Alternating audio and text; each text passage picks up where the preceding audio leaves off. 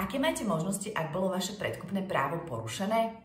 Tak ako prvé máte možnosť domáhať sa, aby súd určil, že daná zmluva, na základe ktorej bolo vaše predkupné právo porušené, bude vyhlásená za relatívne neplatnú. To znamená, že bude sa na ňu hľadieť, ako by nebola uzatvorená.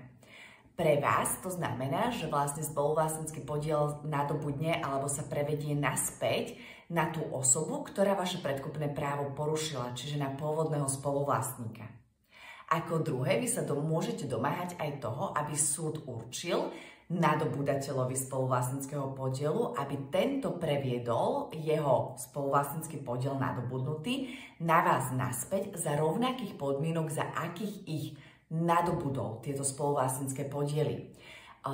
Keď nechcete využiť v podstate ani jednu, ani druhú možnosť, tak vaše predkupné právo zostane iba zachované voči tomuto nadobúdateľovi. Čo pre vás znamená to, že v budúcnosti, ak tento nadobúdateľ bude chcieť previesť svoj spoluvlastnícky podiel, vy máte opäť svoje predkupné právo a môžete sa brániť.